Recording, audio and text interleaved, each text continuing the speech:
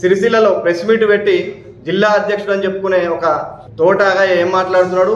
కేకే మహేందర్ రెడ్డి ఈ సిరిసిల్ల అభివృద్ధి కేటీఆర్ చేస్తే ఓర్వలేక మాట్లాడుతుండు, ఇష్టం వచ్చినట్టు మాట్లాడుతుండు, పిచ్చి పిచ్చి ప్రేలాపనలు చేస్తుండు అని చెప్పి మాట్లాడుతూ ఉన్నాడు.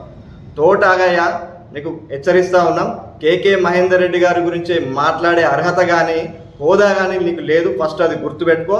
సిరిసిల్ల జిల్లాను సాధించే క్రమంలో ఆయన జిల్లా సాధన సమితిని ఏర్పాటు చేసి ఒక జిల్లా ఉద్యమాన్ని మొదలుపెట్టి జిల్లాను సాధించడంలో ఆయన ప్రముఖ పాత్ర పోషించాడు.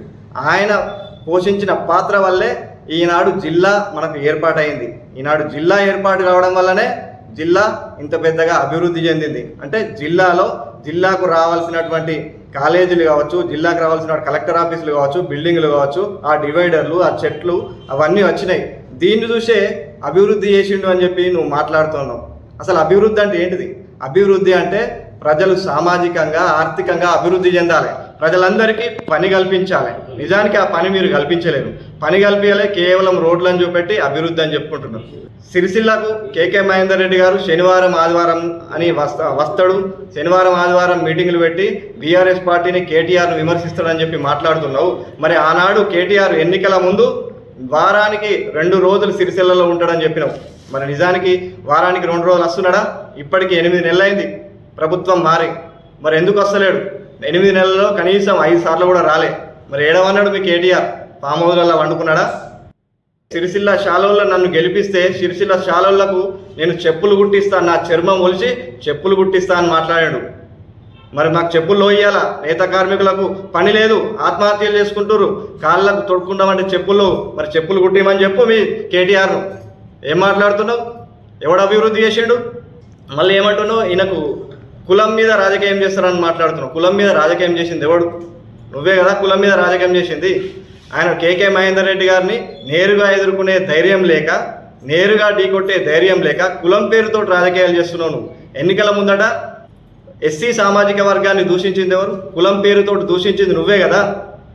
మళ్ళీ నిన్న ప్రెస్ మీట్ పెట్టి పిచ్చగుంట్ల అని చెప్పి పిచ్చగుంట మాట్లాడతాడు కేకే మహేందర్ రెడ్డి అని చెప్పి మాట్లాడుతున్నావు.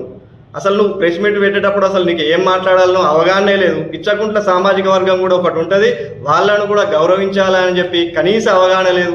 నువ్వు ఒక రాజకీయ నాయకుడు అని చెప్పుకుంటావు. అసలు నీకు అనుభవం ఉందా?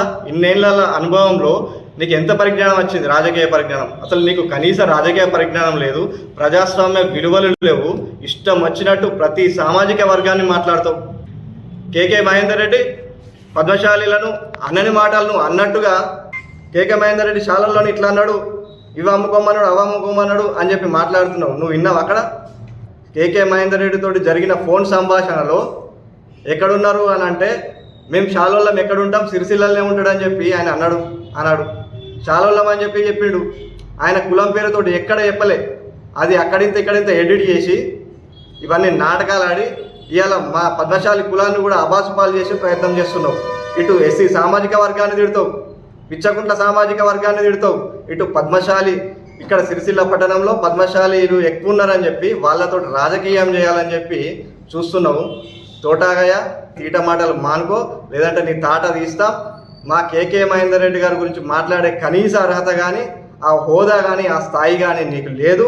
ఇకనైనా ఈ పిచ్చి పిచ్చి మాటలు బంద్ చేయి, లేకపోతే నిన్ను సిరిసిల్లలో నిన్ను తిరగనియమని చెప్పి నీకు హెచ్చరిస్తా ఉన్నాం.